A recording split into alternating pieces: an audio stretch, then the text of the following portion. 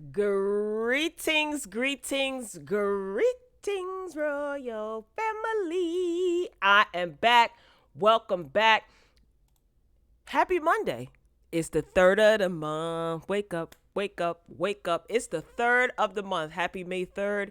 Shout out to all of the May Tauruses. It's still Taurus season, so y'all better beware of the bulls, okay? All right, so shout out to my Twitch family. If you were watching on Twitch, I just streamed DJ Khaled. Man, DJ Khaled got a video out for the song Where You Come From with legends, dance hall icons, legends. Let me tell you something. People like Capleton, Bounty Killer, Buju, Barrington Levy, okay?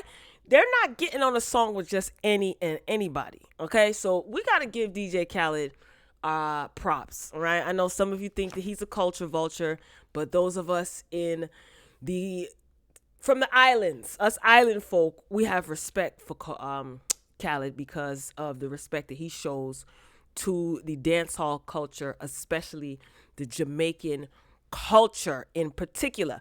But I can go on and on about that I'll save that for another day. Anyway, how's everybody doing? How the heck y'all doing? I'm happy to be here. Hopefully you guys are happy to be here. It's a new month. It's a new week. Fresh perspectives. It's Monday. Hopefully the sun is shining wherever you are located. And I just wanted to come to you to run my mouth, okay? And chit chat. So today's lineup is going to be very interesting. Hopefully I won't be long-winded today, okay? I'm still getting acclimated, getting back to work, all right? So did you guys watch The Real Housewives of Atlanta Part 2 reunion? Do you know that there's going to actually be a Part 3? Like, I watched it last night and I'm like, why is there going to be a Part 3? Like, what's going on? So I'm going to touch on that. Trust me, it won't be long. DJ Khaled dropped his album. Finally, Khaled is the title of the album. Heavy on the features, heavy on the sampling. No shade, Khaled. But I'm going to talk about that because y'all know I got to get into my music bag, right? So I'm going to talk about it's very samples. But Diddy did it, right, back in the 90s, and he made it a thing. And he was very successful. Still, those songs are classics, even though he was heavy on the samples. I'm just saying. Does it work for Khaled? We'll get into that. Also, Moneybagg Yo, right? I know, right? Like, I'm talking about Moneybagg Yo. I was happy to see that his album actually went to #1 on the Billboard charts. Good for him. And he is asking for everyone's prayers because his mom has pneumonia and she got that 1-9. Woof, yikes. So we're definitely going to be keeping her uplifted in prayer, okay? Dmx His Final Interview. Now, I thought that DMX's last interview was the interview that he did with Drink Champs. Apparently not. TV1 is going to be airing Uncensored DMX. I like Uncensored. Uncensored is kind of like a behind the music. Remember when VH1 had like a behind the music type of deal? Uncensored is similar to that. It's on TV1. I actually like Uncensored a lot better. They recently did one with Remy. I saw one with Kirk Franklin. So I've seen a couple of them, Lisa Ray. So that is going to be coming out. And then I got a couple of other topics sprinkled in between. Y'all know how I do. Yes, I am high energy. You know that caffeine is pumping through my system. I have my iced coffee. So I'm ready to go. So before I get into the, topics that we have on the lineup today, this is so ridiculous. So Soulja Boy did his video for Make It Clap, right? Is that the name of the song? Soulja, Draco, she make it clap, clap, clap, So I thought this was funny. I saw this last week and I forgot to talk about it. But DJ Envy and Charlemagne, for whatever reason, decided to do this challenge because it is a TikTok challenge and he actually has a video out now. Did you see the video? What do y'all think? Was it good? I didn't get a chance to see it. I keep forgetting to watch it. So Charlemagne and Envy, for whatever reason, decided to do this challenge, this Soulja challenge. First of all, what the heck is Charlemagne doing? Why is he dancing like somebody's auntie trying to keep up with the young kids? And DJ Envy is mad tall. I had no idea that he was this tall. Or maybe it's his boots. Does his boots have heels on them? I don't know. They look a mess. Really, Charlamagne? You really ain't got no rhythm like that or coordination? And what kind of what is yo? Nah, man, this is not it. That's not cute at all. So I thought that I would start off with the shenanigans. Y'all know how I get down. Make sure you guys are paying your admission fee, okay? And that is hitting the like button. That is all you have to do. You know what I mean? It helps, push me up in the algorithm, right? It also helps the video be dispersed because, I've been knocked out of the algorithm because I was on that long, extended, long vacation. But I'm back now. All right, up next. Did you guys get an opportunity to see Black Rob's going home service? No? Child, it was a mess. And I mean that respectfully. First, rest in peace to Black Rob, Mr. Robert Ross. I hope you're resting peacefully, and I hope you successfully entered through the gates, the figurative gates of heaven.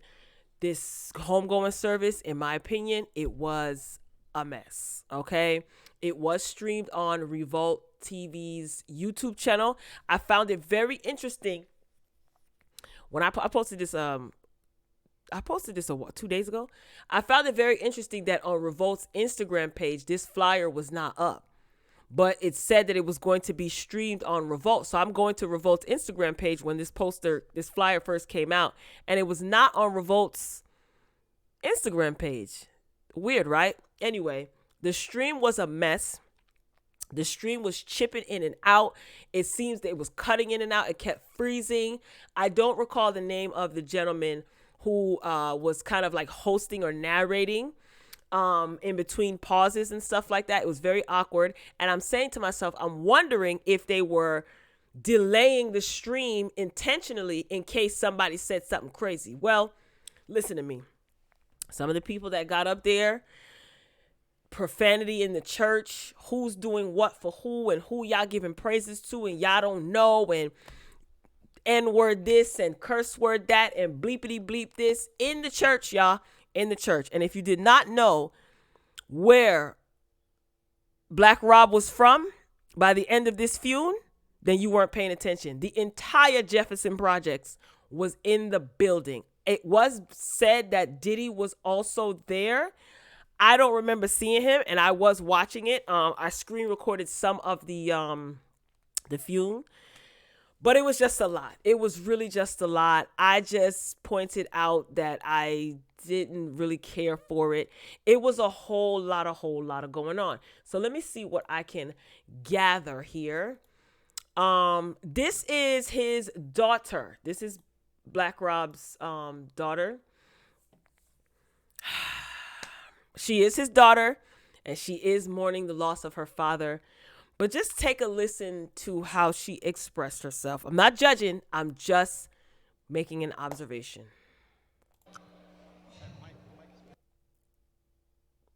That's the stream. I just want that I had just lost my son to COVID last year, May 7th. I just want to tell my dad that I love him with all my heart. No matter the bullshit that we've been through. Bruh, you in church, sis. You in church. And the person who is nodding excessively behind her with the white head wrap, that is Black Rob's son. He actually rapped on the podium, the same podium that his sister is speaking from now. And to your right, the young lady there with the mask on, that is Black Rob's other child. Yeah, that's his daughter.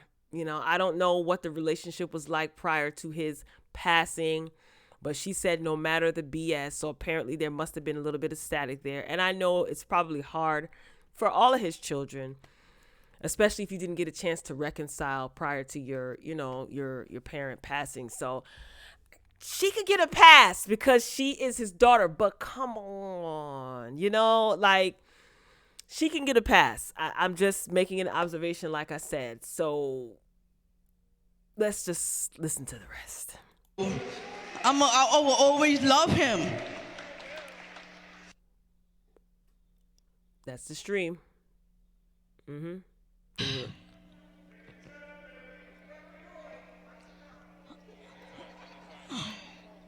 Daddy, just watch over. That's the stream. She said, Daddy, just watch over me. Now, at the beginning of the service, his Black Rob's casket was open. And yeah, it was open. I don't know. I don't have an opinion. I don't think I have a right to have an opinion about that. I was shocked. I was like, whoa. Okay. And then we move on to this, right? This is Hip Hop DX. They pointed out that Diddy was showered with praise during Black Rob's funeral. Now, being that I was viewing this in real time and you see the stream kept chipping out, no, that is not your internet, nor is it my Beyonce / Soulja Boy deluxe package internet service. That was the actual stream. It kept chipping in and out. There was a delay. Again, I wonder if they were doing that intentionally in case somebody said some slick stuff, because since it was reported that Black Rob was ill, and then when he passed, people have been going at Diddy.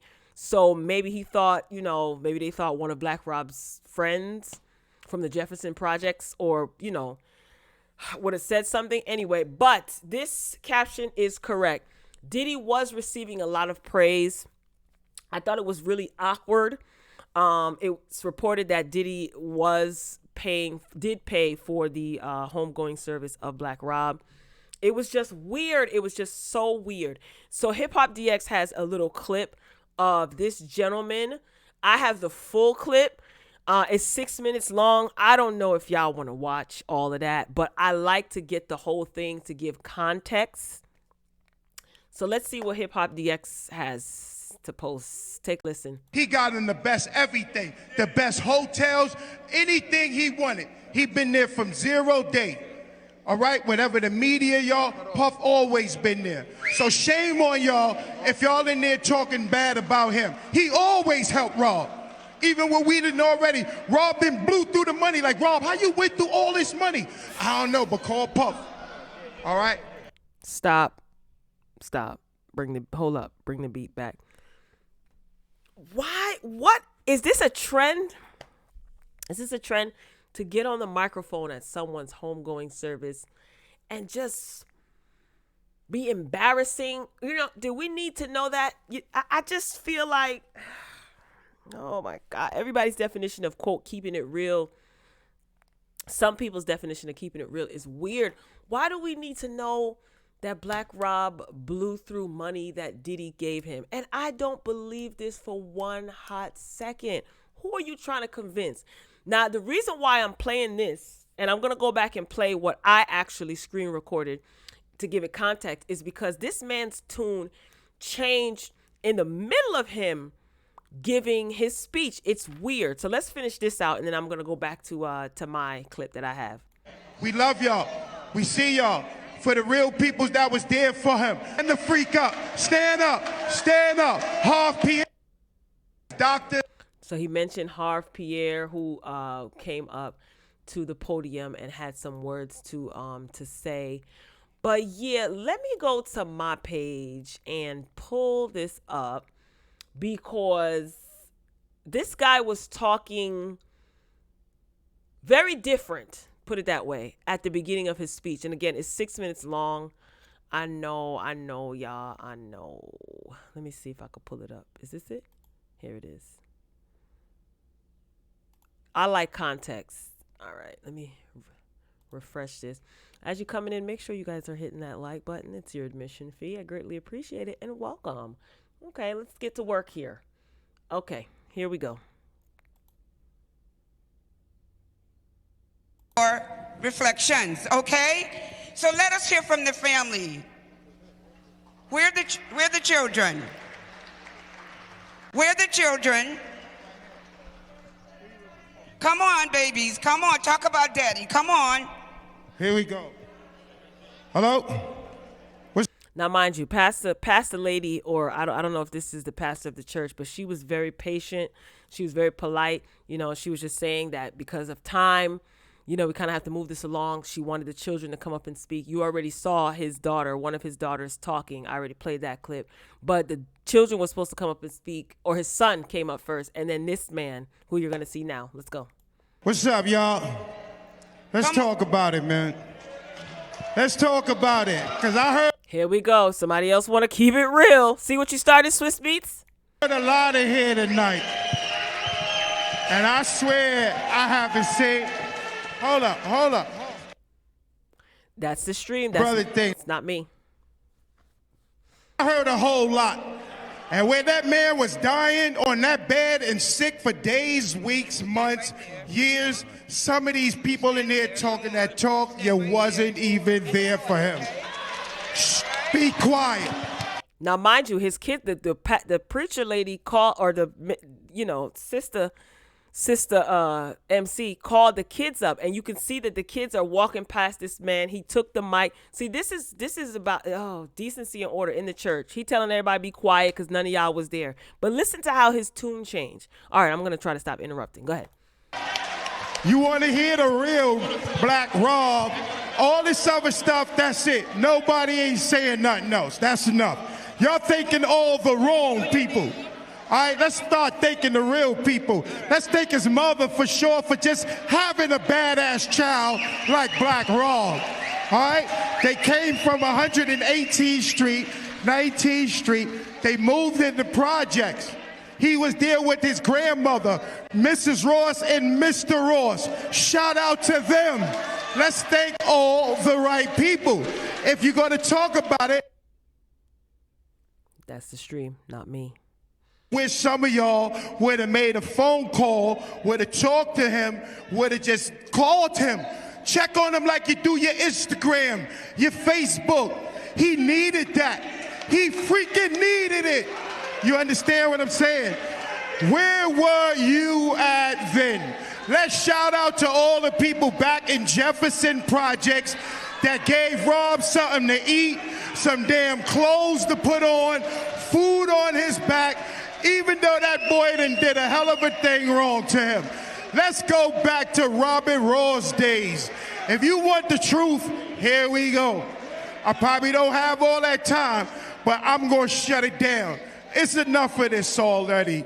Y'all wasn't there. Some of y'all wasn't there when the rough times was there. Once y'all seen it was chicken, it was popping, everybody was everybody. Everybody wanted to be something to say. Where were you at, troops, when he really needed that love, that little bit of this, all this yelling, screaming, fighting, this acting, fronting, going crazy with each other? We ain't brought up like that. We had it bad in the hood. We was just young kids trying to scoop scrap, whatever we could. Rob started writing rhymes since he was 12 years old, y'all. He used to be on the bench with us. You just caught. You wasn't there. Stop acting like. You see how they're stopping the stream and it sounds like it's going in and out? Again, that's not my internet. That's not your internet. That's the stream. Let's continue. You were there. We gonna take it back and let's talk the truth. Give the credit to the people who deserve it. The aunties, the uncles that took care of Rob's kids and shit. Excuse my language, when he cussing in the church. He was supposed to be on the members that was really there for him, but Rob messed it up. Okay? They were there for him. They opened the doors, they floors, they did whatever until he got under the influence and then the change. He was a young little kid scratching like, yo, one day I'm gonna be a rapper, Petey. I said, I know you is. If you keep rhyming and rapping like this, son, we gonna be out of here. You know what? I just want to point out that the word son is a slang usually used in New York, New Jersey area. It's not exclusive to anyone. When everybody was playing other stuff, guess what Rob rhymes? That's all he used to do. Write rhymes. That's all he did. He was an athlete. He played basketball, football. He was a young child growing up. When he came to the life, it crossed him over. He got here, he went there, but he found his way. Once he came back home, Whatever he couldn't find over here, we had him over here. These are kids' days. Okay, Miss Ross, we remember those days. I do. I'm going to talk about it because y'all deserve the credit. If anybody get the credit, it's us. I ain't going to stay here. I'm going to tell y'all the truth when it is told. We got to go. When you want to hear about it, hear about it. Rob loved all of y'all. Somewhere along the line, he made it to where he suffered for it. Now you heard that whistle? That's somebody whistling telling him to wrap it up. Now watch how his tune changes. He says you're thanking all the wrong people. Everybody was up there thanking Diddy. Everybody was thanking Diddy. Not even the whole Bad Boy family, just Diddy. Continue listening. For it. It's all right. It's all right. That was his life. He lived his life like nobody in here lived their life. He celebrated his life. Also, when you talk about Puff Daddy, let me tell you. That's not my internet. Medical help. Puff got him the best doctors. Lies. He got him the best everything. Lies. The best hotels. Anything he wanted. He been there from zero. Hotels? Got him the best hotels, huh? 0 day. All right, whenever the media, y'all, Puff always been there. So shame on y'all if y'all in there talking bad about him. He always helped Rob. Even when we didn't already. Rob been blew through the money. Like, Rob, how you went through all this money? I don't know, but call Puff. All right? We love y'all. We see y'all. For the real peoples that was there for him. And the freak up. Stand up. Stand up. Half Pierre. Where y'all at? June Balloon. Sharon by None. Puda. Come on, stand up. The whole Bad Boy family. All of us that separate. Phil Kaiser. Everybody that won that helped us. Love is love. On the real side. We got. That was a hot ghetto mess, ladies and gentlemen. A hot ghetto mess. And again, this is exactly what I'm talking about when people decide to get on the mic and quote unquote keep it real. He was all over the place. No, just no. Tell me what you think. That's all I have to say. Tell me what you think. But again, that man's tune changed when I heard that whistle. You know, we heard that whistle and that man's tune changed. Again, I heard that Puffy was there. I don't know if that is true.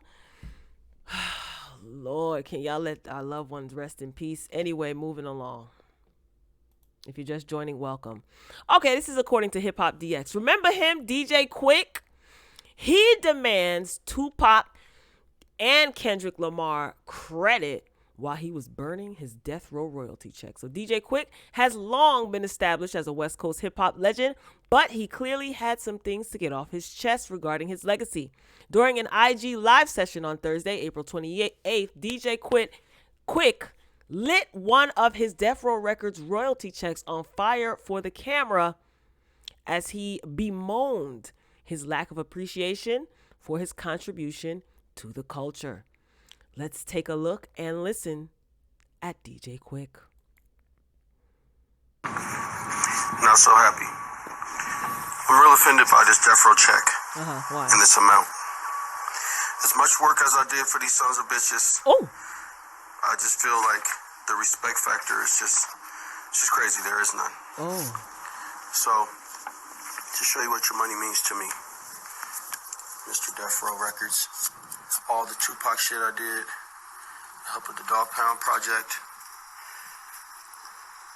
Devil, you are a bitch. Fire! I want my real money and I want all my credits for everything that I did in this industry. All the songs, including Hot in Here, Nelly and Pharrell. I want my credit for that. Including Hot in Here? Pun intended, huh, Quick? I like that. Get Naked.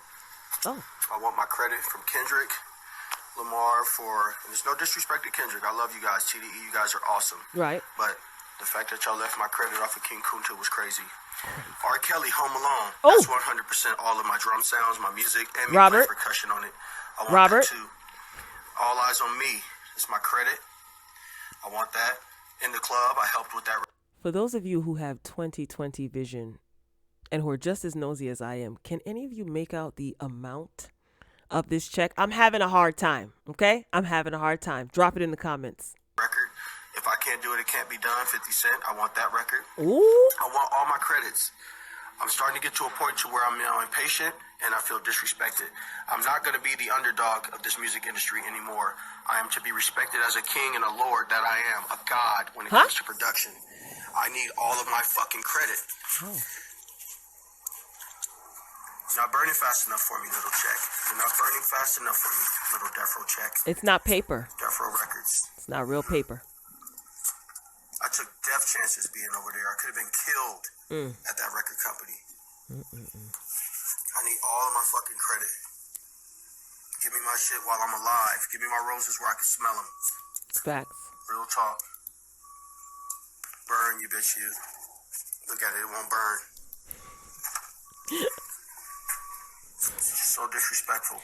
That's Suge Knight paper. Give DJ Quick all this credit. I'm gonna speak to myself in the third party. I need all my fucking credit. 109742, fuck you. Give me my credit. Everything that I've done being the underdog. I'm tired of being the underdog. Enough is a fucking enough. All right, you pretty much get the point. So DJ Quick said he want his credit. Child, not burning the Death Row check.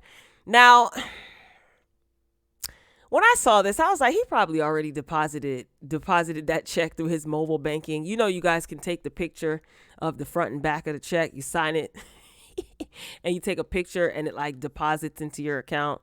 And you're supposed to hold on to the physical check for like, I guess, 30 days or so in case there's any discrepancies. I don't doubt that he probably deposited that. But what do you guys think about DJ Quick not getting his credit? DJ Quick, word on the street is that that fateful night in March 9th out in Cali, you was there and you made a phone call right after it happened. Again, on March 9th, 1997. Word on the street is you were right there. Anywho, did you guys know that DJ Quick was to be credited for all of these projects? I don't know if I remember if he was affiliated with Death Row, but look, if he put his work into these songs and these songs are still earning somebody money, I think that he should be properly credited. I'm a firm believer in citing your sources, giving people credit. So if you know that he helped with production and put these songs together, give the man his credit. So is he wanting more money or is he wanting the checks to stop? I wonder. Well, again, this is an article courtesy of Hip Hop DX. If you want to read further, feel free to do so. Shout out to DJ Quick and Death Row Records. All right, I wonder what Snoop Dogg has to say about this. Probably nothing. Snoop is like, look, I ain't getting involved. You know what I'm saying? I kept my nose clean somewhat for the last couple of years, so I don't know. That'd be interesting to see if Snoop Dogg has something to say about it, or even Suge Knight. Anywho, moving along, this is according to Page 6. Janet Mock. This was a mess. Did you guys hear about this? Everyone was talking about it over the weekend. So Janet Mock, she admits to infidelity and she blasts the industry in a fiery Pose premiere speech. Yikes. So Janet Mock, she's an executive producer and director on the FX drama Pose. She left co-stars, network bosses, and reporters stunned at the show's premiere party Thursday night by ad-libbing a wide-ranging and flabbergastingly fiery speech.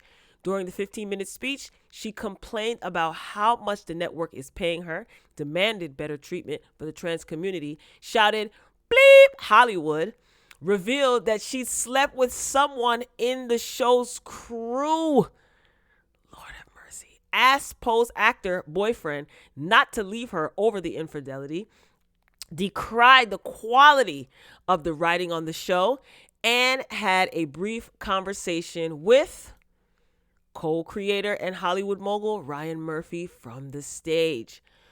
This was a hot mess. You know what's the most embarrassing thing about this is her boyfriend, who's also an actor on the show, was a casualty in this war because she admitted that she was unfaithful.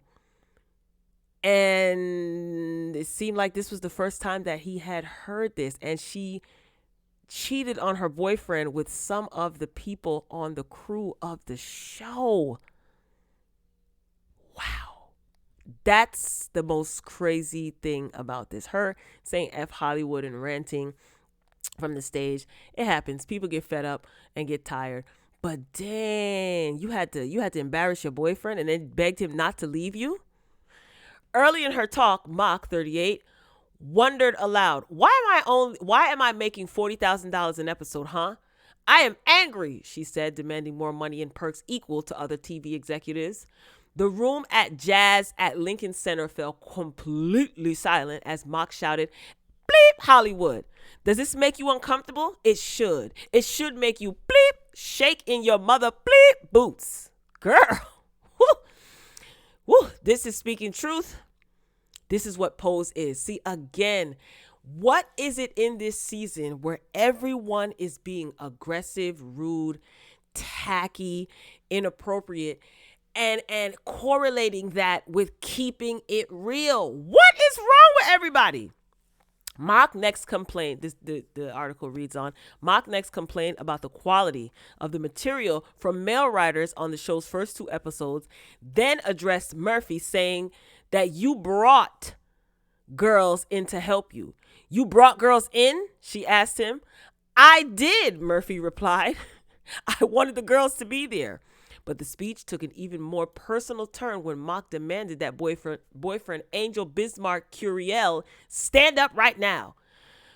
Oh my God. So the boyfriend nervously stood up and Mach said to the crowd, let me tell you something about love. Today, I was going to let Angel go, she said. I was going to let you go, right? But what did I do? I bleeped someone on the crew, right? Oh my God. This was happening during the premiere party, y'all. You know, everybody goes up and they give a speech. Well, this was her speech. Now, it made me wonder, is this a publicity stunt? Because she is an actress. You know what I'm saying? So you got to take these actors and actresses, their behaviors and the things that they say with a grain of salt. So is this a publicity stunt to boost ratings? Because this is Pose's final season. No? Maybe I'm thinking too far ahead. Do you guys watch Pose? Okay, the article continues. At the revelation, one of the show's guest stars could be heard gasping and said, what in the hell is happening? Angel, I'm not losing you. You hear me? You are bleeping, bleep, bleep, important to me. Mach continued. I don't want to live in a house alone. I want you mother bleep, right there. That's who I want. I'm getting what's mine. Oh, Lord, poor Angel. What's this outfit giving? I ain't really feeling that outfit. Anyway, so Mach then apologized to composer Our Lady J, a producer and writer on Pose, and she said she tried to diminish her to make myself bigger. I bleep up, y'all. I forgot who the bleep I was. They want me to come up here and pretend, she said. I don't need Hollywood, honey. You know why? Because I'm effing free. Mach provided some inspirational words for cast members, including Dominique Jackson, India Moore, and the show's lead, MJ Rodriguez, before turning her attention back to the industry at large. It's a show, but it means so much to everyone to ensure that we enable Black and brown trans women to make it, because that sounds good, she said sarcastically. It makes you uncomfortable to talk like that, because then I don't scare you into facing the effing truth. You all have stomped on us. All right, if y'all want to read the rest of this is on page 6. I can't. Oh yeah, Mach admitted that she was afraid the forthright speech might have ruined her. You think? Might have ruined her career, though some in the room had her back, such as Jackson, who shouted from the audience, "Thank you for speaking for me." Mach was scheduled to promote the show on Good Morning America on Friday, but insiders told us being page 6, the appearance was canceled after she gave her speech. Mach did not get back to page 6, and her reps did not comment. There's a time and a place for everything. This incessant obsession with keeping it real and being inappropriate at funerals and inappropriate in churches and place of business, and then you want to worry about your career and your reputation. What has gotten into everybody? Is there a spirit of a spirit of something that's just moving inside of these people and they cannot take it anymore? Is it just that everybody is being so fake and phony? and they're being exposed. Now, see, here's the thing. I'm all for people speaking their truth, right? But again, there's a time and a place for everything. And and unfortunately, there's a possibility that this could backfire on Mock, and this could really affect her career. Now, am I saying that she's wrong for how she feels? No, absolutely not. She's experiencing this discrimination firsthand. She doesn't feel appreciated. Now, girl, you did not have to go and embarrass your boyfriend like that, man.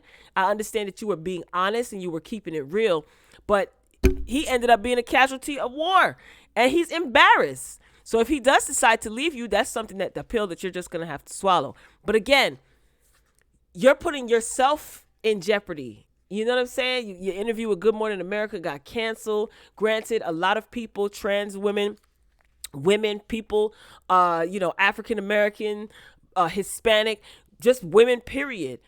Trans women, whatever, may feel underrepresented, and they feel like, they're being stomped on. I don't disagree with how she feels. That's how she feels. But the way in which you did it, it's like you said, F Hollywood, are you ready to give up acting, producing? I don't think she'll be blackballed. I doubt it. She might have a little rough, for a little while, but I'm pretty sure that, there's somebody will respect her courageousness or her courage and hire her. But I feel bad for the boyfriend. That's what I'm just basically getting at here. Dang, he ain't even do nothing. Sheesh. I guess she said that I'm just gonna keep it all the way real. All right, who's next? What do you just let me know what you guys think? Let's drop down in the comments. Okay, DJ Khaled. He released his album.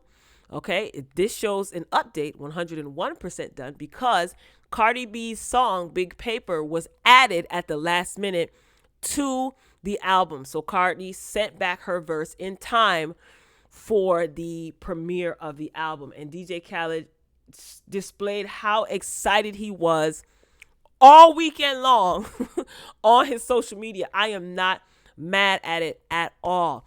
So this was an album, 14 tracks on the album. One of the things that I absolutely love is that his both his sons are executive producers of this album. That is so adorable. Look at Assad getting so big. So cute. All right, now let's get into the nooks and crannies of this album. Did you guys listen to it? Drop down in the comments. Tell me yes or no. What did you think of it?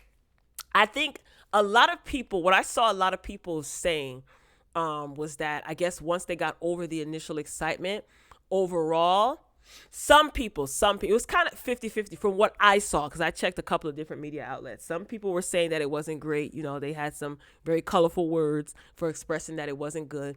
And some people said that it was a lot. It was good. It was dope. A lot of the songs are great. Everyone was anticipating the release of Sorry Not Sorry, which is a collaboration with Jay-Z and Nas. I just want to say this. I saw a lot of people posting on Twitter, on Instagram, on social media. I'm so glad that Jay-Z and Nas, they were writing, I'm so glad that Jay-Z and Nas can put their differences aside and finally collaborate.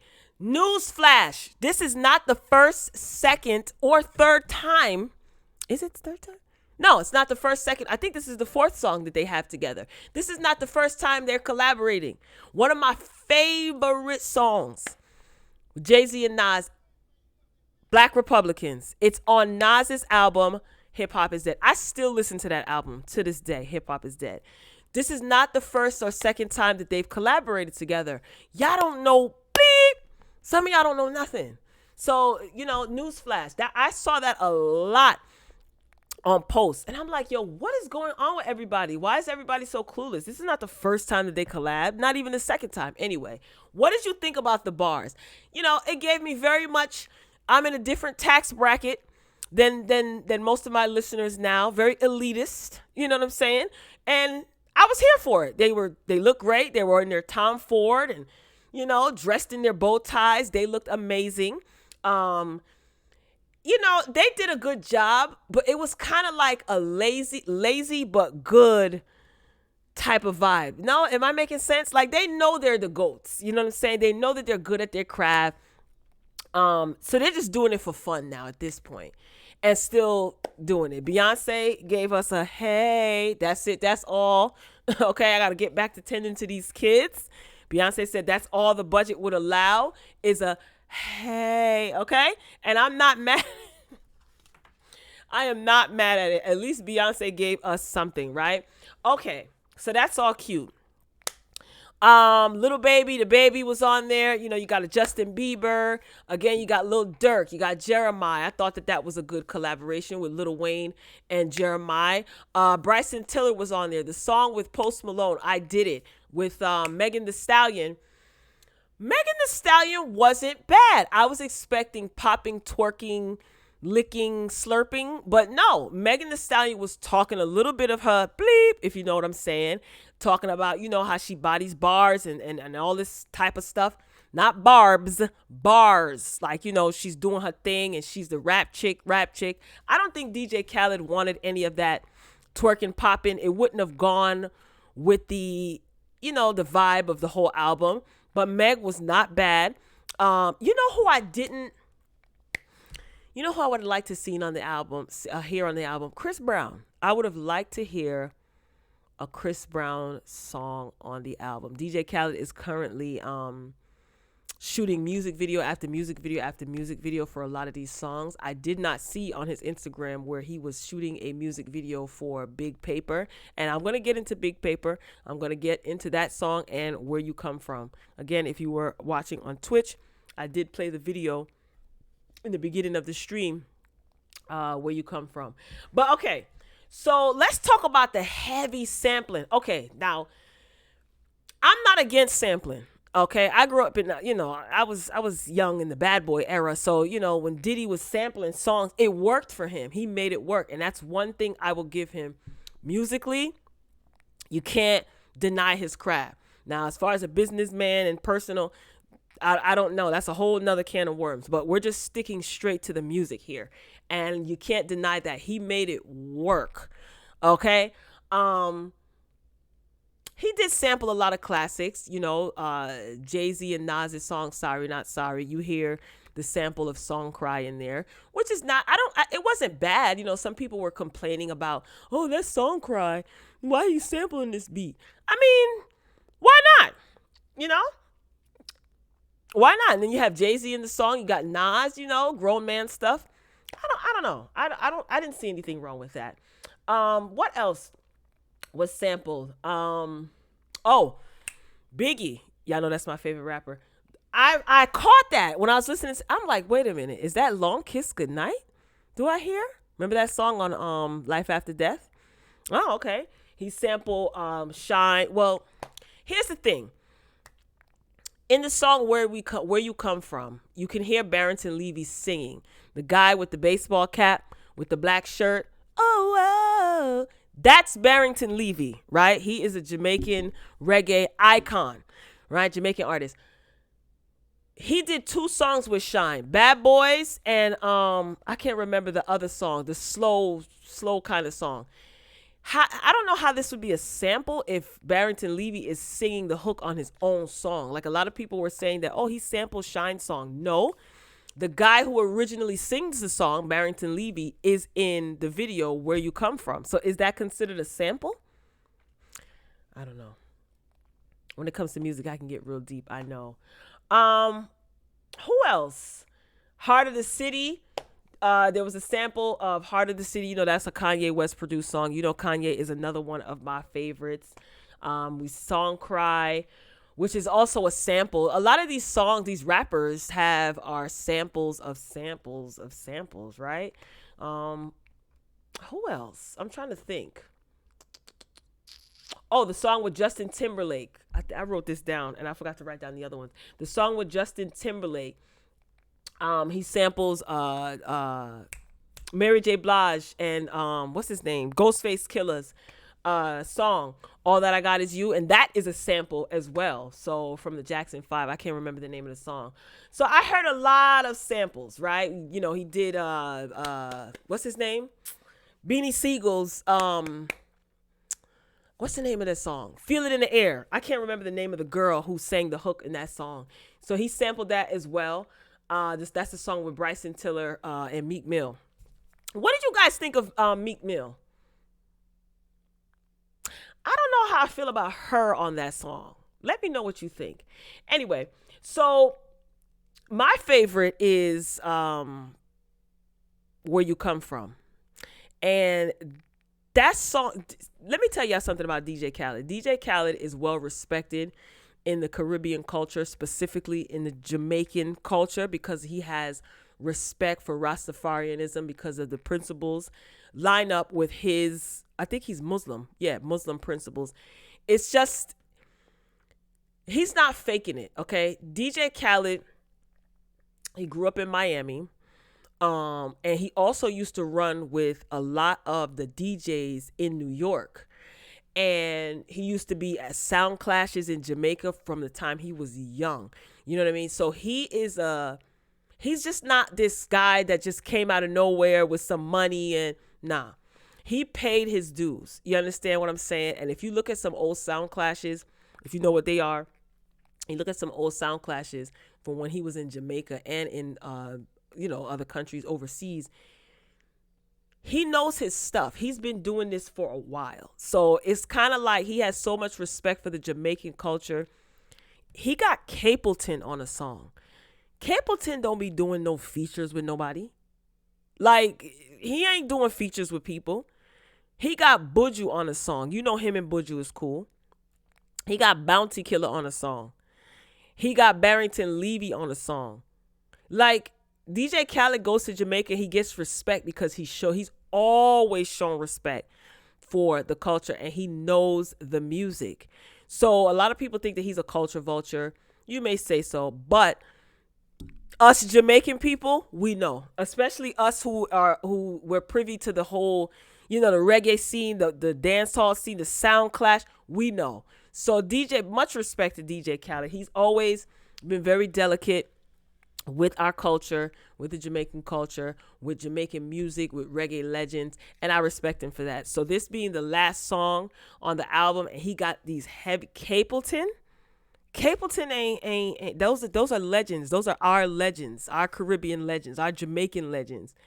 Capleton ain't just getting on the song with nobody. So he got same thing with Sizzla. He's done a song with Sizzla, Movado. DJ Khaled gets respect because he gives respect, right? Now, Big Paper. Woo-wee. Let me tell you something right now. I love it. I love the song. I love Cardi B's energy. I like the bars. She said she wrote the song. I was pleasantly surprised. Not that I didn't think that she had it in her, because here's the thing. People grow if they want to. People evolve if they want to. People get trained. Their skills get sharpened if they want their skills to be sharpened. So the way that she attacked this record, I got to give her a 5 out of 5 for the energy alone. And the hook, she's talking that talk. I'm here for it. Here's the thing. I only care about the music. The conjured up beef on social media, I don't care nothing about that, because I think a lot of stuff goes over people's heads because they want to think that she ain't talking about Nicki Minaj. You know what I'm saying? I'm going to even put it out there. If you think that she is, that's on you. But I really don't care about none of the beef. I'm not even going to go there. She ain't talking about Nicki Minaj. She's not.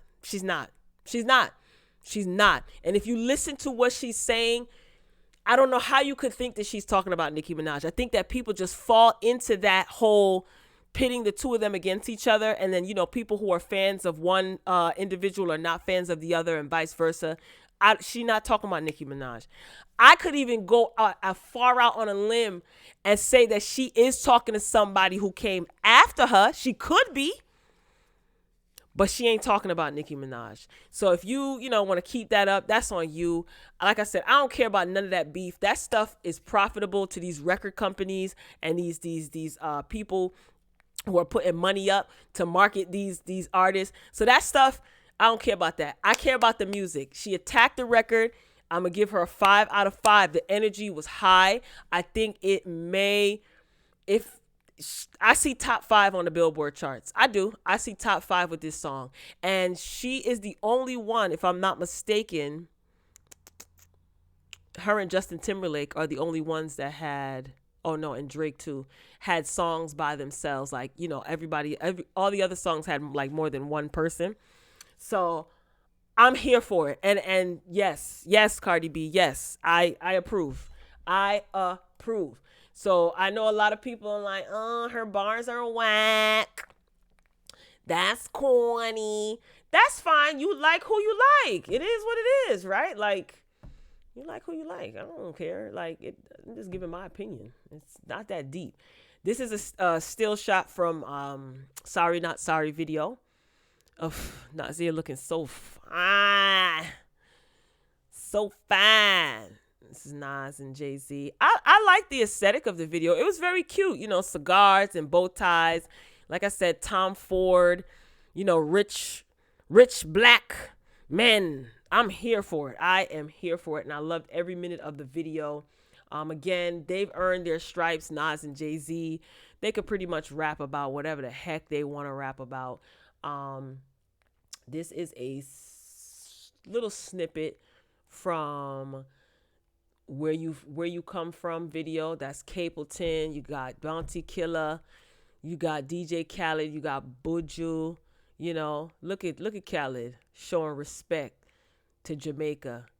Listen. These are legends with a Z, okay? And Khaled got them all on a track. That's Barrington Levy. Look at him enjoying some, you know, good Jamaican cuisine. Okay, the Rastas love DJ Khaled, and he gets mad respect. Oh, I didn't show it. My bad, y'all. I didn't have the screen on. All right, we're approaching the hour. I'm ready to wrap this up. I might have to leave some stuff for tomorrow. But tell me overall what you think about Cardi B's song. Please just stick to the music, man. I don't want to get into none of that conjured up foolishness, bro, because it's not making me any money. Okay? So yeah, drop down in the comments and let me know what you think of Big Paper. Okay? And let me know what you think of DJ Khaled's album overall. Oh, Moneybagg Yo, this is like Music Monday, I guess. Moneybagg Yo, this is courtesy of the Neighborhood Talk, but I did see an article where Moneybagg Yo, his album is #1. Okay, so he posted this on to his, I think this is on his Instagram. He said, #1 album in the world. Man, this ish feel crazy. I'm forever grateful for this. Without my fans and my team, I wouldn't be bleep. God working. Thank y'all. I promise to never let up. So he's saying the deluxe album is on the way. So this is on the Billboard 200. He reached #1. Good for you. Now, I don't mean to be shady, okay, and take away from your success, brother. But Academics decided to post this on Instagram. And the caption reads, "Why they playing with Moneybagg Yo?" A disgruntled fan sent this in questioning why Bag getting 200 occasion.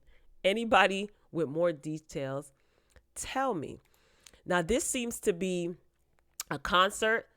And the person was saying that, you know, they should have stayed home and they want their money back, and how the crowd was pretty much bald-headed. The crowd was bald-headed. Wasn't nobody there. Okay. Yeah, saying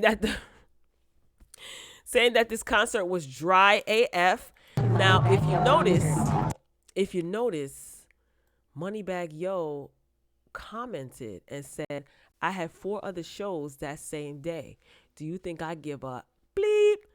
Tell them post the other ones." Well, there you have it. You know, these some of these artists are getting into the comments and they are replying. So this person wasn't happy. Rating 5 out of 10, should have stayed home. Well, I wonder where this was. So Moneybagg Yo said, look, that same day, he had 4 other shows. He got paid. That's all he care about. I ain't mad. He can't help it that people don't want to, you know, come out to the shows. The 19's still running rampant around here. All right, since we're still on music, My homegirl, Spice. Okay. Spice released her new single. Listen to me. Listen to me right now. This was genius. This was genius. She has Shaggy, dance hall icon, Sean Paul, dance hall icon, on her song. Go down there.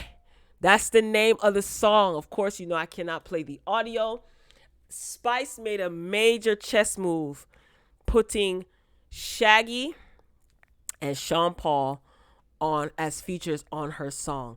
The video is well produced. It's on YouTube now. You can go watch it. The video is well produced. The song is well produced. Sean Paul and Shaggy look and sound great. Spice looks and sounds great on the song. This the one, Spice.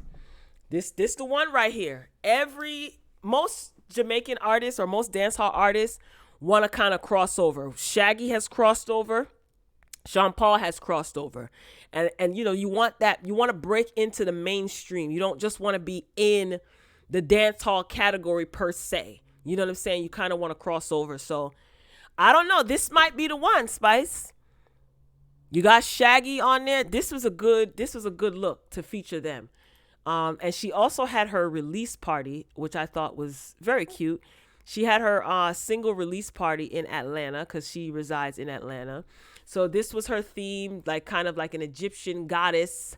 And, you know, she was carried in and she got her dancers with her and she was doing her thing. Costume looks great. The music is playing in the background. That's why I'm not playing it. So she looked amazing. Yandy was there. I'm trying to find the Safari was there as well. So you see here, she's being carried in, honey. Now that thing looked kind of tilt. I was a little bit nervous the way that thing was tilting. So let's see. Let me fast forward this if I can. Safari, he was there. Some girl jumped on him. He was just standing there on stage. And somebody jumped. I think it was one of Spice's it looked like one of Spice's dancers. I'm not sure who it was. What else? This is another scene but from her video. Look at Sean Paul and Shaggy. They look great. She looked great. She sounded great. Like I said, I think this might be the one. This might be the one, Spice. So congratulations to her. This is a picture of her and Shaggy. It looks like she had a good time at her party, the single release party. Again, this was in Atlanta. So Spice, Go Down There is the name of the song. The video is already out. Check it out. I sound like I'm doing promotion for her, right? No, but I want to see Spice win. She works hard. She's been doing her thing. And, you know, she definitely deserves her flowers for sure. She's keeping, you know what I'm saying, dance hall, you know, alive and well. You know what I'm trying to say? She young. She a woman doing her thing. And it's always not easy for women in the music industry, in, you know, dance hall and in rap, as we have seen, right? So she's being very consistent. She's constantly putting out music. She previously had a #1 with Friends, Fake Friends, I think is the name of the song. She got it released from VP Records, you know, and it went #1, I think, on iTunes. So I don't know, Spice, this might be the one, but I do like the song. If you heard it, drop down in the comments and let me know what you think. Ooh, child, I ain't done yet. Oh, all right. Do I want to talk about this? Do y'all care about Candy Burris and Wanye? What happened? I'm going to tell you something. I never liked Wanye. Back in the day, I loved Boyz II Men. Had Boyz II Men albums, you know, but Wanye was so annoying. It was just something about him that was very annoying. So bottom line, let me speed this up because I'm already at an hour. Candy Burris did an interview with, that's Gerald Levert daddy. Remember Gerald Levert? May he rest in peace. That's his father. He looks good. I think that's what they said. I could be wrong. Anyway. Yeah, Eddie Levert. Yeah, that's Eddie.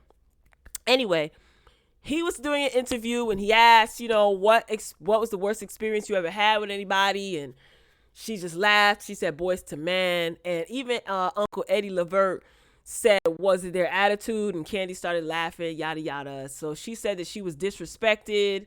I think a lot of people are playing this. This is the Jasmine brand.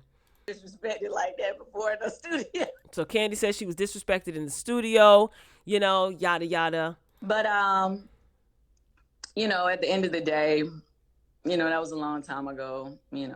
Clearly, we moved past. Listen, y'all know Candy talks slower than I don't even know. You know what I'm trying to say? I can't. Slower than molasses or a turtle running in molasses. I don't know. I don't have an analogy. But Candy likes to drag her sentences and drag her thoughts, and we ain't got time for that. So bottom line is Wanye responded, and this is exactly why he's so annoying, in my opinion. Always has been and probably always will be. Listen. We were writing a song, Good Guys. I believe it was Good Guys. Oh, tell me why I be the good guy. Tell me my granddad, go right to the side. See, and that's another thing. Like, we know you can sing, Wanye. Like, and that's the thing that he used to do with his neck. Remember, think about the Broken Hearted video with Brandy. Like, when he jerks his neck, he's so annoying. Everything about him annoys me. Anyway, let's listen. Now, we're from the school and Jimmy Jam and Terry Lewis, they kind of taught us basically, this is how you work. If I write, you write, Petty, and Jana writes, we'll split it down the middle. You understand? Really doesn't matter lyrically. They said no, sell it to TMZ. That's his wife in the background talking about some. Maybe we should sell this story to TMZ. Girl, anything to make a buck, huh? Jeez. Get a check for it. I don't feel like that. That's not my thought process. I don't give a damn. We didn't about even know no how to do that. Exactly. TLC, who cares? TLC? What? I love TLC. He meant to say TMZ, child. Good night. But we writing the song. We've been taught. You write it. You just split it down the middle. That way, there's no discrepancies or whatever. Blah blah blah blah blah. Right. Working. So she was working with. We finished the song. Right. And once we finished the song, she started talking about splits. Now, the song wasn't actually finished, but she started talking about splits. Now, we from the old school. We from the, hey, you write a lyric, I write a lyric, if you don't write the full, you know what I'm saying? It's really about, just building this whole thing together. And she started talking about splits. So we sat there, we was like, splits? First of all, we didn't even finish singing the song yet. We didn't finish writing the song yet. Why would we talk about splits? I mean, well, because I came up with the hook, and I'm like, and the hook is the major part of the song. It's like, I don't care what the hook is. We're like literally, like we've been in the game long enough to say, hold on a second. That's not how it worked. Now that's how it became. We understand that's how it became, but we don't ride in that lane. You understand? We're in a whole nother thought process when it comes to creative. We finished the song, creative, simply because that can be stagnant. Bruh. It can stagnate the whole process. You know what I'm saying? So, we made a little bit of a stink. And it wasn't really crazy. It wasn't like, no, who you think you are, nothing like that. It was just like, look, that's not how we work, And then from that point, it became a little bit harder to work with her. You know what I'm saying? Whatever. Bottom line, Candy is a Taurus. She and I have the same birthday. When it comes to our money, I'm on the same page as Candy. I understand what Wanye is trying to say. He doing so much dancing around the situation, and this is exactly why Candy's not the first person to say that Boyz II Men were difficult to work with and they were rude. And I'm telling you, from the time I was young, there was something about Wanye that I never liked.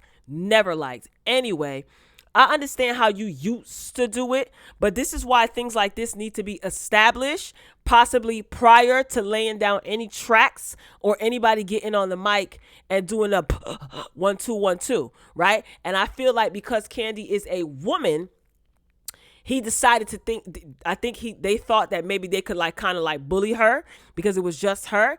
And Candy's somebody who is very privy to and business savvy. She's privy to the music industry. She know how this works.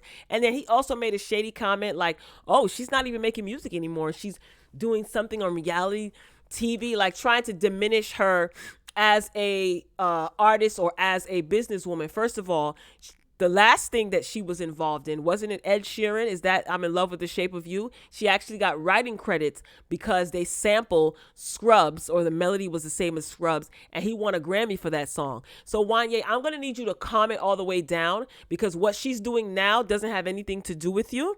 And Kandi has lucrative businesses, plural. So that has nothing to do with the fact that she said that you were difficult to work with. Stick to the story at hand. And all the dancing around that he did just basically proves that you are the bleep hole that everybody says that you were. Bye, Wanye. I'm not giving you no more time. You and your jerking neck. Ugh. But you can sing, though. Moving along. I wonder what Sonia Norwood would have to say. Speaking of Kandi, let's get into this Housewives of Atlanta quick recap. First of all, she bad. Look at Portia. Look at Portia serving. Now, is the reunion taped in New York? I think the reunion was taped in New York, right? Anyway, here's the thing. What show is Kenya on? Because I don't think that Kenya is on the same show as the other ladies. Like, she's doing a lot. And another thing that I'm getting tired of is, like, she's always saying that Mark said this and Mark. Can we get confirmation that Mark said any of these things? Another thing, LaToya, Lord have mercy. LaToya is like that neighbor that moves into the neighborhood and lowers the property value. I can't with her. Like, there's nothing. She's not my cup of tea. And can somebody please tell me, what is Marlo upset at Portia about? What is the problem? What did y'all think of Marlo's outfit for part 2 of the reunion? I don't know. Marlo's a very beautiful woman. You know, she says she had liposuction. Girl, you do you. You know what I'm saying? Thank God you lived to tell about it, because people are going on the table and not coming back. So, you know, that it was good to see that she's, you know, well, she's recovered well. Marlo's a beautiful woman, right? But the slutty look, though, I don't know.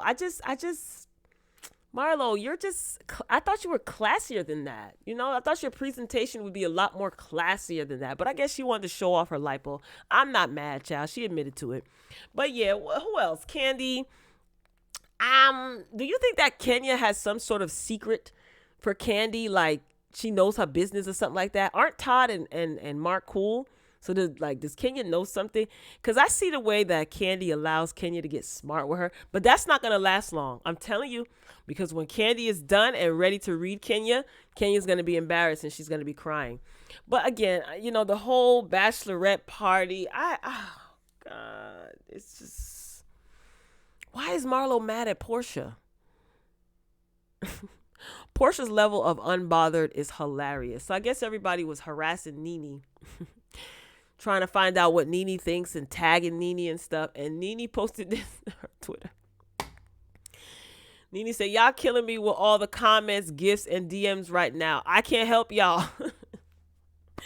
I thought that this was funny. The Neighborhood Talk posted this on their Instagram page. Nene said, I know Nene was sitting there cracking up. I would have loved to be a fly on the wall to see or hear what it is that she things. But as far as the reunion, I don't know why there's going to be a part 3. And I don't like the fact that in the preview for part 3, Andy says, you know, has anybody heard from Tanya? Why are you bringing up Tanya's name? Leave Tanya alone. She left.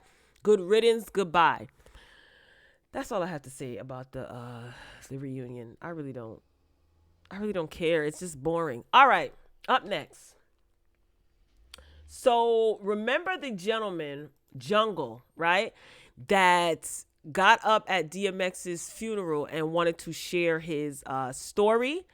Well, I friend requested him last week and he accepted my friend request. Shout out to Jungle. So he posted this onto his Instagram, right? So yeah, I'm not reading all this. I'm just gonna play this and you can hear what he has to say. Now, peep the dude in the background. I don't know if that's D or Wah. That's one of Swiss Beats' uncles. I think that's Wah in the background, one of the founders of Rough Rider. Look at his facial expression. All right, let's listen to what Cousin Jungle had to say. I'm here with family, Craig, D, fathers. I just want to do a public apology. Oh, that's D. So he's publicly apologizing. I don't know. It may be a little bit muffled because the audio is crap. It's not me. It's the video. Okay, let's continue to listen. What happened on Earl service? I was emotional that day, frustrated. I saw the footage. I didn't like what I saw. So I want to apologize to the family and the friends of Earl. And also, I want to say the speech that I actually had written for Earl that day. Here we go. Hello and good afternoon, everyone. For those of you who don't know me, I go by Jungle. I've been a close friend of Earl's going on 20 years now, but I've known him much longer. I met DMX, but I became a brother and best friend with Earl Simmons. I used to think to myself, how did I get here? What did he see in me? I'm now focused on what I saw in him, what I know about him. In our travels to Nashville, I came up with a nickname, Moneybag X, because he was such a giver, an extravagant spender, who somehow was always looking for a bargain. If you look like you were in need, he would give, because he's seen the plight of others within himself. He was humble. He would put others before himself. No man left behind, he would say. He was simple. Chicken soup, hot sauce, sardines in a can, now laters, Kool-Aid with a half a bag of sugar, and pickles to name a few. He was funny, with a sense of humor to match, witty, intelligent, and a lovable human being. Loyal, caring, and forgiving. So much emotions in one shell. But even so, he was still hurting. In fact, he was always hurting himself, which would indirectly hurt those he loved and cared for the most. He was a big kid at heart, a family man, a man that loved all his kids, and he had enough love to share. He's made me an honorary uncle and given me an extended family. I love them all. I love you, my brother. Rest in peace. Long live DMX. I will also post this on my IG account at Jungle Dollars. Thank you. Now, let me ask y'all a question. Do y'all believe that that's what he was going to say? I don't believe that's what he was going to say at all. And I believe that he is being monitored because, you know, they didn't want him to slip up and say something that obviously certain people didn't want him to know. However, his revised speech and his apology accepted, brother. You should be apologizing to the church, to the pastor too. But then again, no, don't apologize to the pastor because he tried to get crunk with you. Now, I'm going to read the caption. This is long, but I'll try to get through it. And then we're going to close it out because it's over an hour.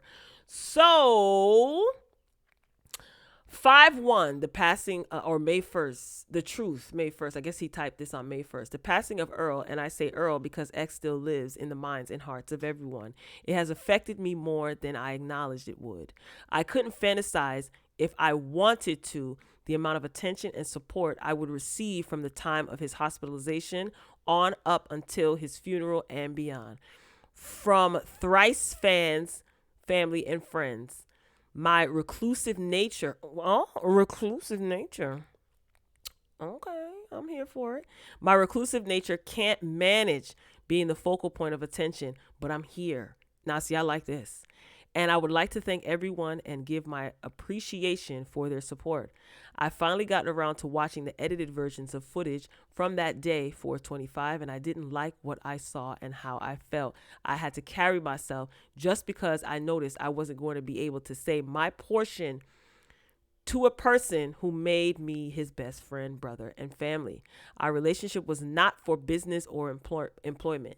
I'm aware that all were not offended, but to those who were, I apologize because that was not my intention. This is an honest apology and in no way should be distorted into some type of force other than my own. There you go. He told on himself. You were forced to apologize, even though I believe he wanted to apologize, but I think he was strongly encouraged to do so. The men in the video is here as a show of force and support. The men in the video is here as a show of force and support. What? Did y'all catch that? Moving on. My original speech that was written is what I'm giving you here.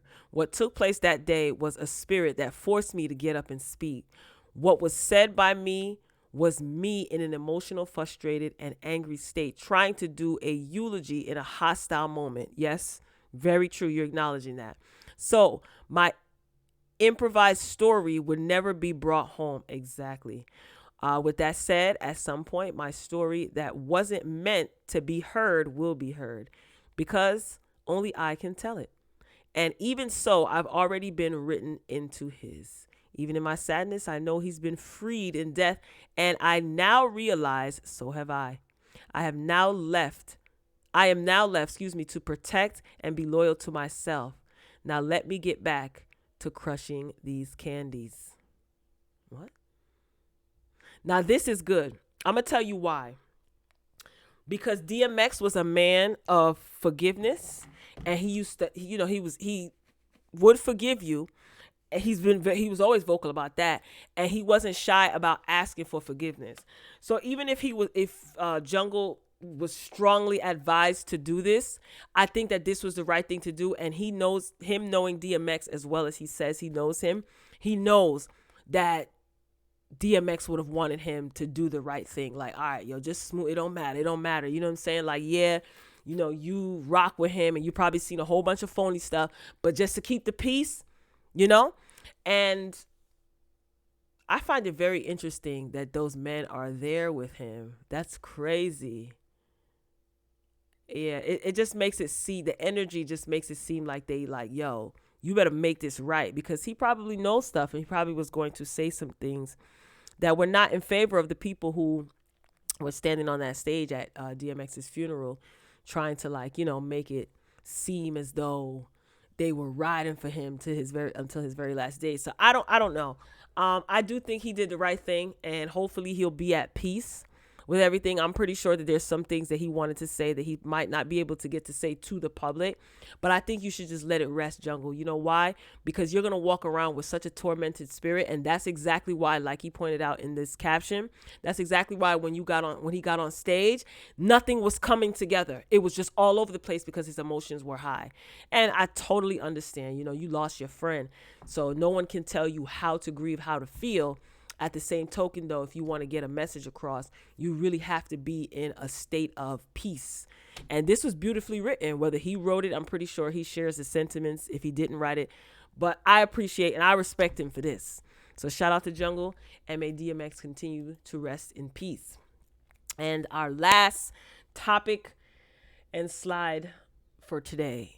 So Uncensored, TV One, May 16th, Sunday, the day before my birthday, at 8 p.m., 7 Central. This was DMX's final interview. I thought that DMX's final interview was the interview that he did with Drink Champs, which is on Revolt TV, Noriega, DJ EFN, their little show, their podcast show. I thought that was the last interview that he did. Apparently not. So this is going to be interesting. I feel that they're probably editing the hell out of that episode, which is going to suck, but it is what it is. I'm definitely going to be interested in watching this. I will be tuned in. I like Uncensored on TV One. So make sure you guys tune in so we can discuss it, so we could talk about it. So that's it. That's all I got, Royal Family. Ain't got no more. This is over an hour. I had no intention on being this long, but it is what it is. I ramble sometimes. So I'm signing off. If you're watching the replay, thank you for joining. Make sure you drop down in the comment section and share your thoughts. If you joined me live on Twitch, thank you for your support. Royal Family on YouTube. If you're not following me on Twitch, follow me on Twitch at @she_RoyalB. I'm definitely trying to build up the Twitch community. Oh, see, I got bars. I just have bars just off the dome, like off the top of my head. All right, I'm signing off, y'all. I'll be back. And as always, until next time, folks, peace.